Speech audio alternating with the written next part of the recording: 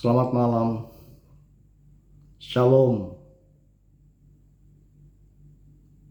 Saya berdoa semoga saudara tetap dalam keadaan tubuh yang sehat, sebagaimana jiwa saudara sehat. Malam hari ini kita bertemu dalam kasih Tuhan, dan saya akan menyampaikan isi hati Bapa mengenai apa guna Roh Kudus bagi kita. Apa gunanya Roh Kudus bagi kita? Kita membaca di dalam Injil Yohanes pasal 14 ayat 25 kita mulai. Semuanya itu kukatakan kepadamu selagi aku berada bersama-sama dengan kamu. Tetapi penghibur yaitu Roh Kudus yang akan diutus oleh Bapa dalam namaku, dialah yang akan mengajarkan segala sesuatu kepadamu dan akan mengingatkan kamu akan semua yang telah kukatakan kepadamu. Apa gunanya Roh Kudus dalam kehidupan kita? Alkitab berkata bahwa Roh Kudus itu datang kepada kita atas permintaan Tuhan Yesus kepada Bapa di sorga. Karena dia tahu bahwa dia akan segera meninggalkan murid-muridnya. Dan dia tidak ingin meninggalkan mereka bagaikan seorang anak yatim piatu.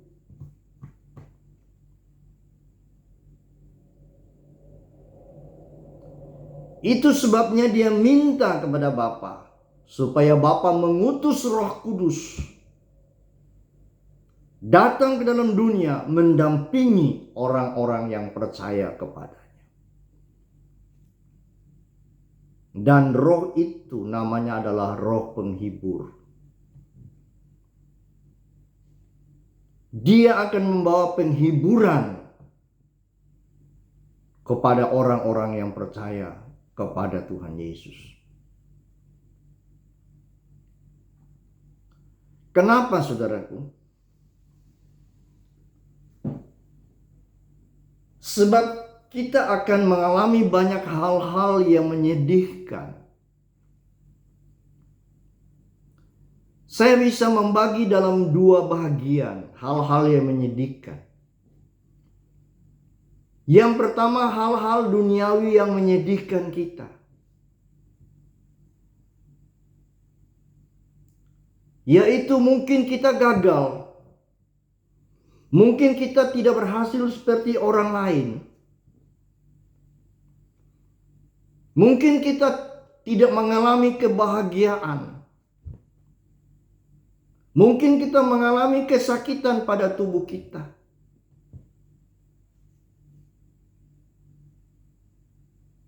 Dan kita butuh Roh Kudus untuk menghibur kita. Tetapi kesedihan dalam bagian yang kedua adalah kesedihan rohani. Saya ulang, kesedihan yang kedua adalah kesedihan rohani.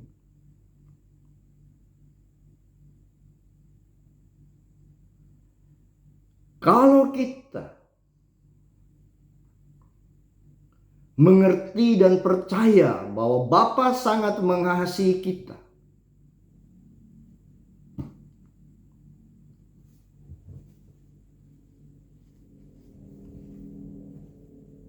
dan memang benar Bapa sangat mengasihi kita, dan Dia bukan mengasihi kita hanya dengan perkataan-perkataan saja, tapi Bapa mengasihi kita dengan bukti yang nyata. Yaitu dia mengutus anaknya yang tunggal datang ke dalam dunia ini, mati untuk menebus dosa kita. Jadi Allah tidak sekedar berkata aku mengasihi manusia, tidak. Kasihnya diberi nyata dalam bentuk yang sangat nyata, yaitu anaknya yang tunggal. Nah saudara, kalau kita yang sudah menerima Tuhan sebagai Tuhan dan Juru Selamat, kita sadar bahwa Bapa mengasihi kita. Dan kita akan berusaha untuk melakukan sesuatu yang dapat mengasihi Bapa, yang dapat menyenangkan Bapa, yang bisa membuktikan bahwa kita benar-benar mengasihi Bapa.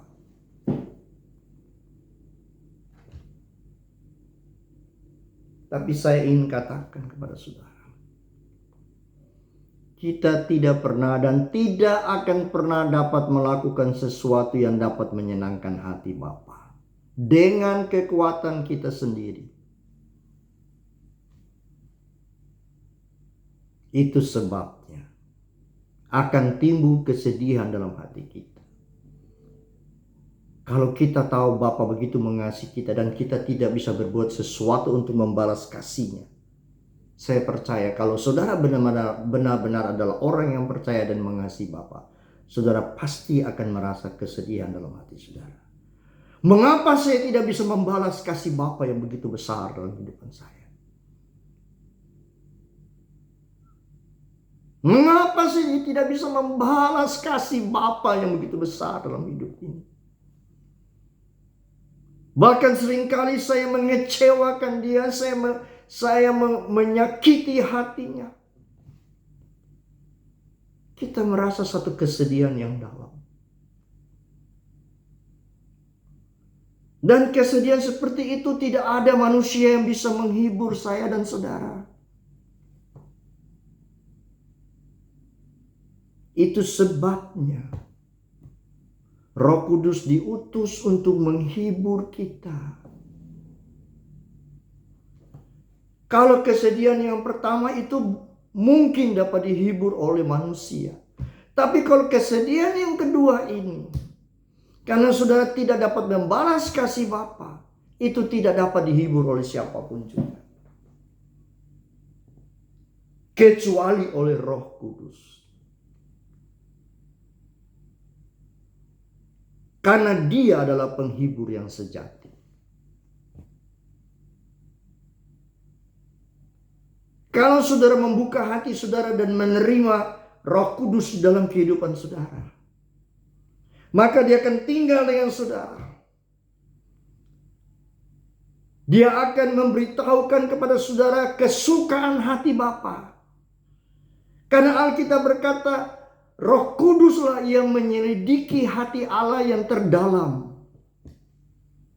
Maka dia mengetahui pasti apa kemauan Bapa dari anak-anaknya. Sebab itu dia akan membantu kita untuk menyenangkan hati Bapa, sehingga tidak ada lagi kesedihan dalam hati kita.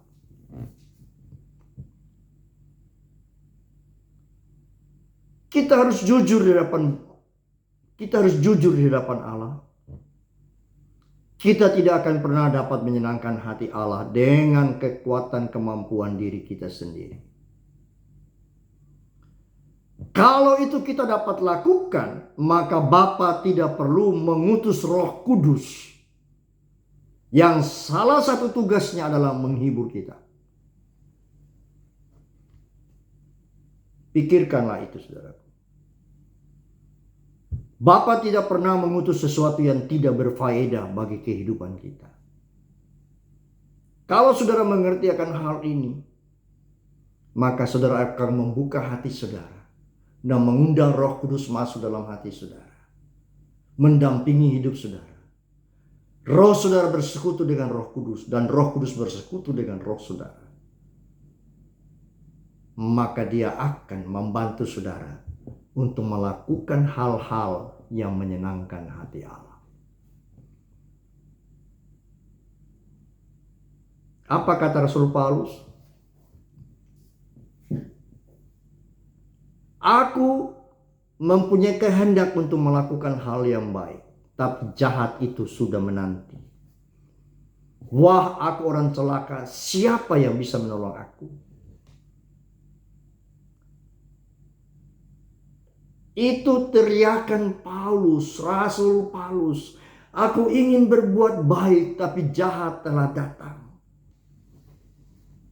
Wah, aku orang celaka. Siapa yang bisa menolong aku? Jawabannya adalah Yesus Kristus. Dan sekarang Tuhan Yesus ada di sebelah kanan Allah Bapa. Karena Dia telah memakai tubuh manusia. Di sana Dia menjadi pembela bagi kita dan menjadi pendoa syafaat bagi kita. Yang bisa menolong kita adalah Roh Kudus. Karena Dia diutus untuk menghibur kita. Sehingga apa yang kita mau lakukan untuk menyenangkan hati Allah ditolong oleh Roh Kudus. Sehingga saudara bisa menyenangkan hati Allah. Sehingga saudara bukan orang yang celaka lagi seperti teriakan Rasul Paulus. Saya ingin bertanya, bolehkah saya bertanya kepada saudara? Yesus datang ke dalam dunia ini atas kemauannya sendiri ataukah beberapa detik saya berikan kepada saudara untuk merenungkan hal ini. Saya ulangi pertanyaan. Yesus datang ke dunia ini atas kemauannya sendirikah? Atau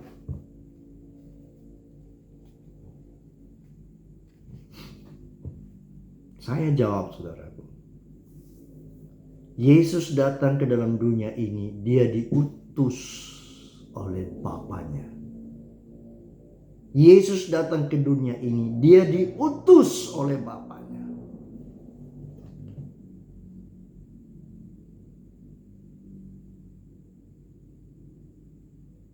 Untuk apa?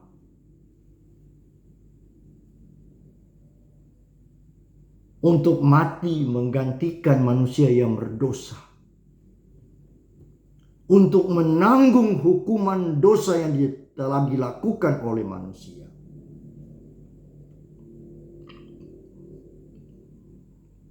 Dan saya bertanya pada saudara. Saudara menerima Tuhan Yesus sebagai Tuhan dan Juru Selamat yang diutus oleh Allah?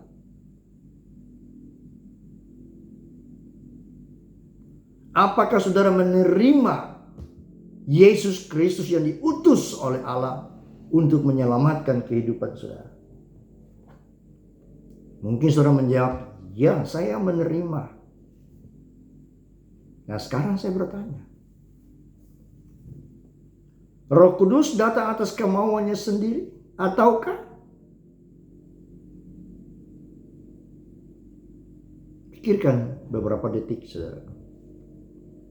Lalu lihatlah firman Tuhan tadi. Baca ayat-ayat sebelum ayat ini. Roh Kudus ini datang diutus oleh Bapa untuk mendampingi kita, untuk hidup bersama dengan kita. Karena di dunia ini Roh Kudus tidak memiliki tubuh seperti Tuhan Yesus. Dia minta masuk dalam kehidupan kita supaya tubuh kita menjadi tubuhnya. Supaya Dia tinggal dalam kehidupan kita.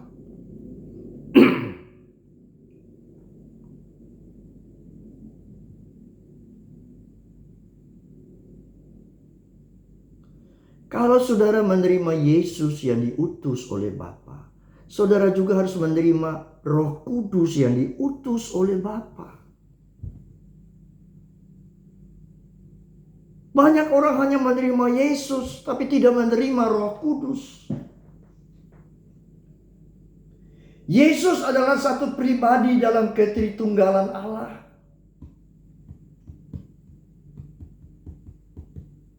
Roh Kudus juga satu pribadi di dalam kealahan. Kalau saudara menerima Yesus, saudara harus menerima Roh Kudus.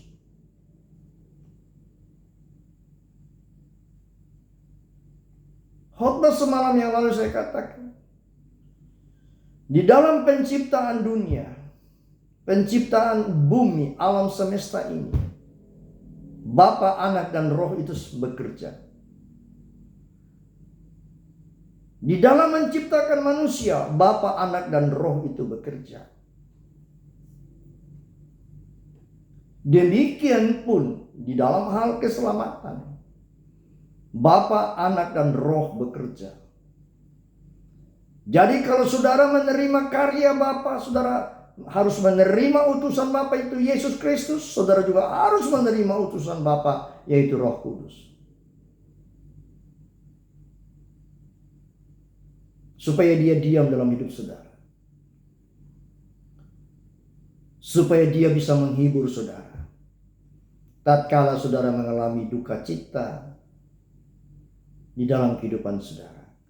Karena saudara tidak bisa melakukan hal-hal yang menyenangkan Allah.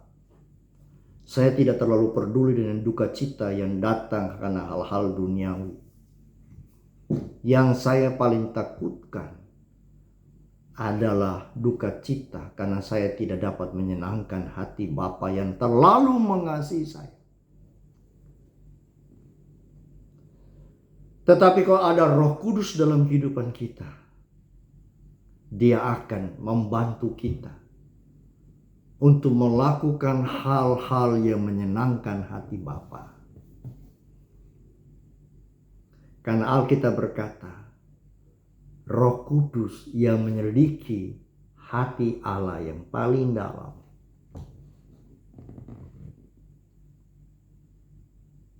Sebab itu, saya singgung sedikit. Murid-muridnya bertanya kepada Tuhan Yesus, kapan Tuhan Yesus akan datang pada kali yang kedua untuk mendirikan kerajaannya.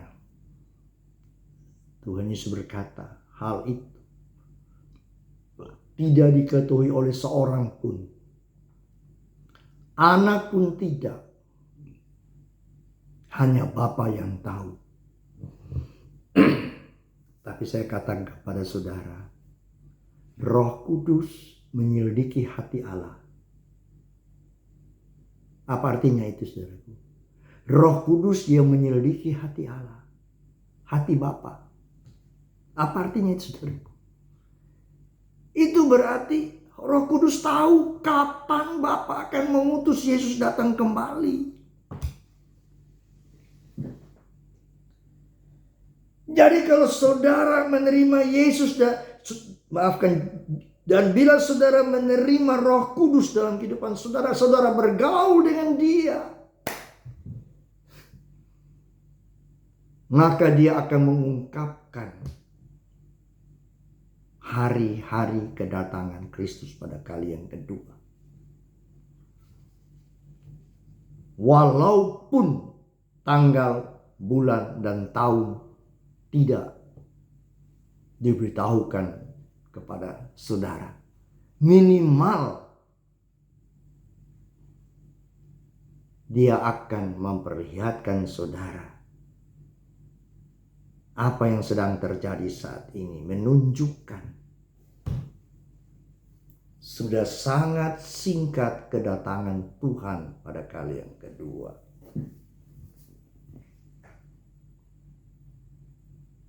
Makanya saudara terima Roh Kudus, hidup bergaul dengan Roh Kudus,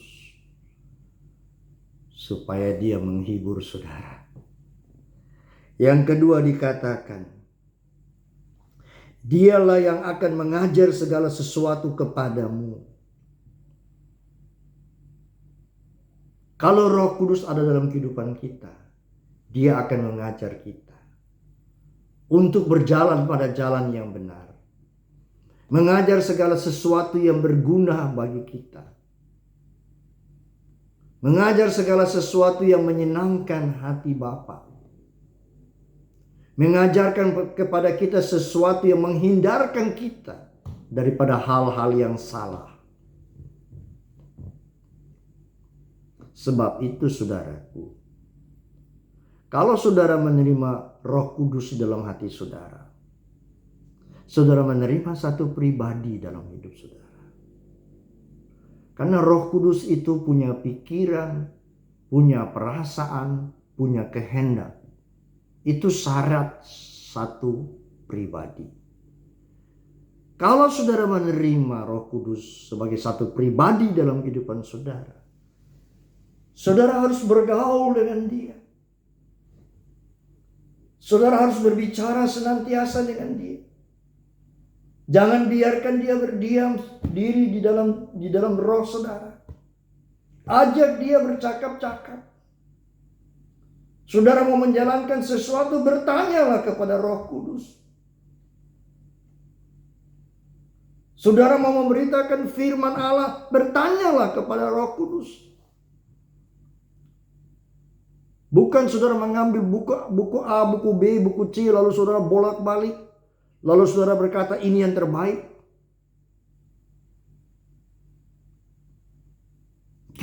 Kebiasaan pribadi saya. Saya selalu bertanya kepada Roh Kudus. Kenapa saudaraku? Sebab kalau yang hadir di dalam ibadah itu 100 orang, maka ada 100 kebutuhan dari jiwa mereka. Dan yang bisa memenuhi kebutuhan itu hanya Roh Kudus. Dia akan mengajar kita untuk menyampaikan firman-Nya yang sekaligus dapat memenuhi 100 kebutuhan jemaat itu.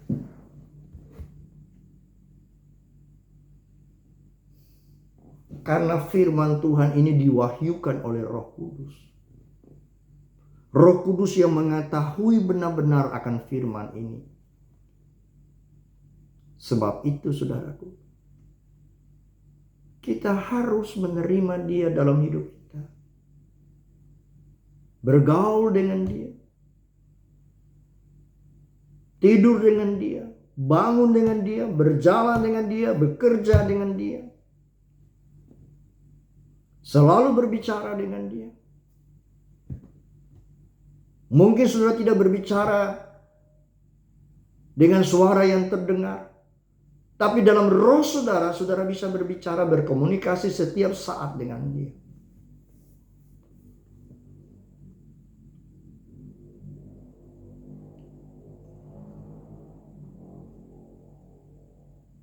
Pengalaman saya pribadi, saudara. Untuk menyampaikan firman Tuhan, saya selalu berkata, Roh Kudus, beritahu saya apa yang harus saya sampaikan.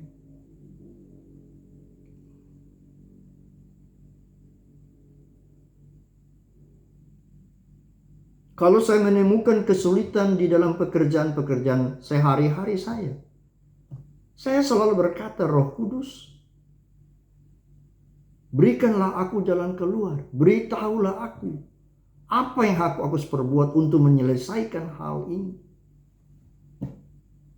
Kalau tidak ada orang di sekitar saya berkata dengan suara.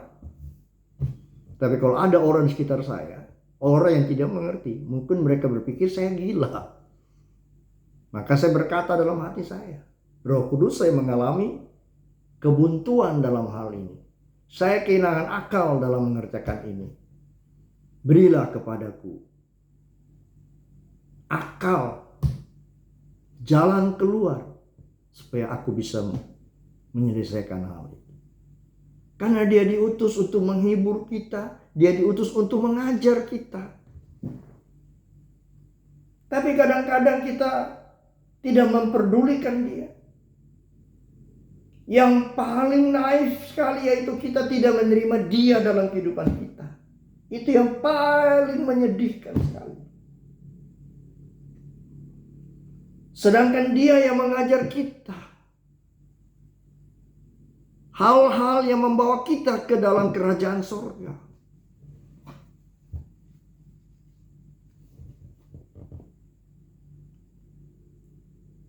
Yang mendampingi kita sekarang Roh Kudus, bukan Tuhan Yesus. Tuhan Yesus ada di sorga, di sebelah kanan Allah Bapa. Buka Alkitab dan baca itu, saudaraku. Tuhan Yesus berkata apa?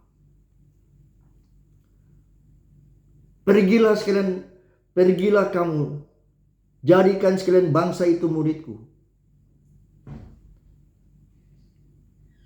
Dan ajarkan mereka seperti apa yang aku pesankan kepadamu. Dan ketahuilah, aku menyertai kamu sampai kesudahan alam ini.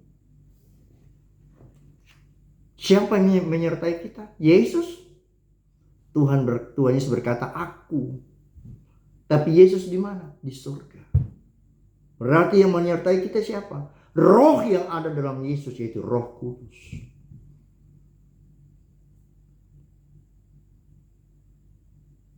Jadi dia menyertai kita sampai kesudahan alam ini. Ia menyertai kita sampai pada waktu pelantikan gereja adalah Roh Kudus.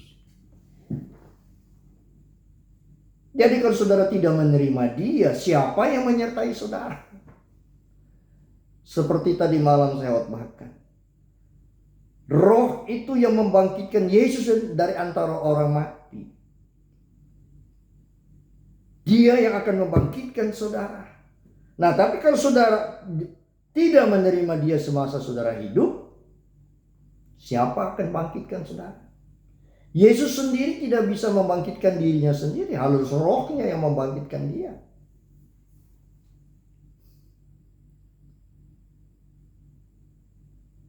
Tolong dipikirkan saudaraku. Roh itu berguna bagi kita untuk menghibur kita. Roh itu berguna untuk mengajar kita. Yang ketiga, dan akan mengingatkan kamu akan semua yang telah kukatakan kepadamu. Menghibur, mengajar, mengingatkan. Kita ini manusia ingatan terbatas, saudaraku.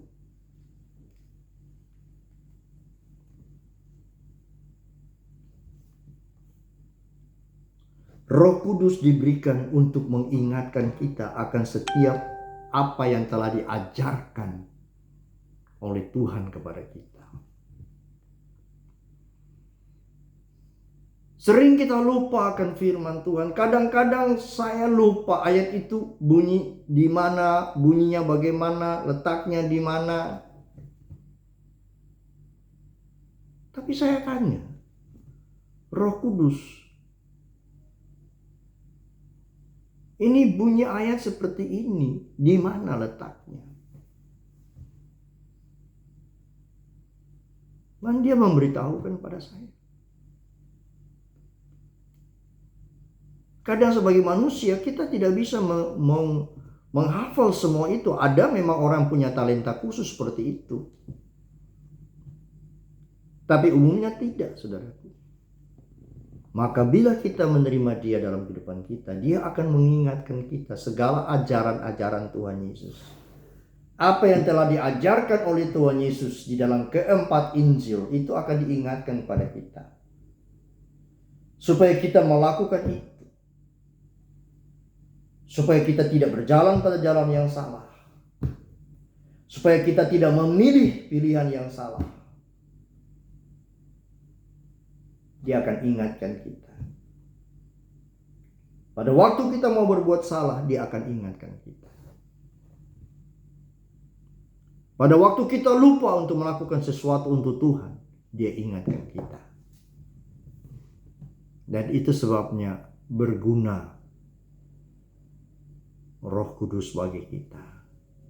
Masih banyak hal tentang Roh Kudus dan saya akan berbicara terus-menerus tentang Roh Kudus. Kalau saudara bosan, gampang. Tidak usah ikuti khotbah ini. Karena saya punya keyakinan. Hanya Roh Kudus yang mampu mempersiapkan mempelai bagi Kristus. Hanya Roh Kudus yang mampu menghiasi mempelai perempuan bagi mempelai laki-laki Yesus Kristus. Karena kedatangan anak manusia sudah sangat dekat. Dan mempelainya harus dipersiapkan. Dan siapa yang mempersiapkan? Roh Kudus melalui orang-orang yang telah dipanggil, dipilih dan dipisahkan.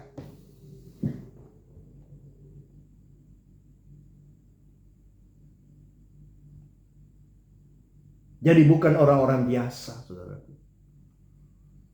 Orang yang dipilih, dipanggil, dan dipisahkan, diurapi oleh Roh Kudus.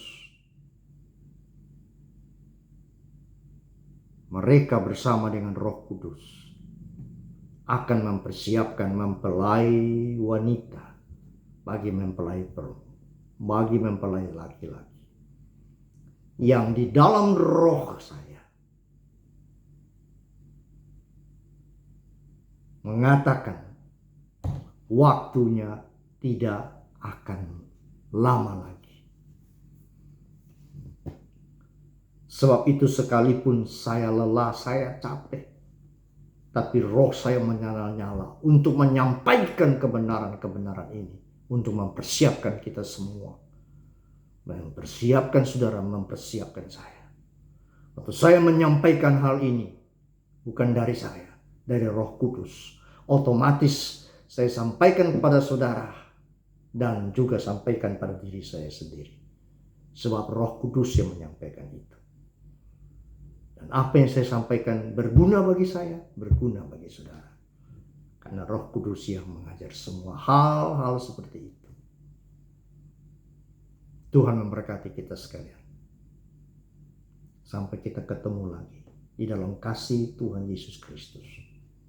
Terpujilah Tuhan dari sekarang sampai selama-lamanya. Saya berdoa saudara tetap sehat. Kalau ada yang sakit, taruhlah tangan di bagian tubuh yang sakit. Dan saya akan berdoa. Dan saya percaya Roh Kudus akan menjamah saudara.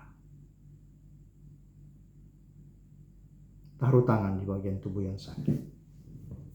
Angkat sebelah tangan saudara kepada Tuhan Yesus Kristus. Kan yang menyembuhkan saudara bukan saya, tapi Roh Kudus bersama Tuhan Yesus. Bapa, Engkau melihat ada tangan-tangan yang terangkat. Dan tangan satunya itu diletakkan pada bagian tubuh yang sakit. Maka aku berdoa, biar belas kasihan-Mu Engkau curahkan di dalam kehidupan mereka. Yang sakit saat ini, Roh Kudus, Engkau membawa darah Yesus Kristus. Engkau membawa bilur-bilur Tuhan Yesus yang sudah disediakan 2000 tahun yang lewat. Dan sentuhlah mereka dengan kuasa dan kasih-Mu. Sembuhkan mereka. Penyakit apa saja, tiada yang mustahil bagi orang yang percaya. Dan tiada yang mustahil bagi Engkau. Roh Kudus, aku minta di dalam nama Tuhan Yesus, sembuhkan mereka semua. Supaya mereka bisa mengalami sukacita yang besar karena pertolongan datang daripada Engkau Tuhan. Terima kasih Bapa, di dalam nama Tuhan Yesus, aku berdoa bagi mereka sekalian. Dan malam ini, Tuhan pelihara, Tuhan jaga. Waktu mereka tidur, Tuhan jaga mereka. Jauhkan dari hal-hal yang menyusahkan. Jauhkan dari segala penyakit yang mendadak pada malam hari ini. Jauhkan mara bahaya dan kecelakaan. Dan biar darah Tuhan Yesus Kristus menutupi seluruh kehidupan mereka. Dari yang tertua sampai yang termuda di dalam rumah-rumah mereka Tuhan. Demikian pun dengan keluargaku. Semua keluargaku, anak cucuku semua ditutupi dengan kuasa darah-Mu malam ini. Terima kasih Tuhan Yesus. Haleluya.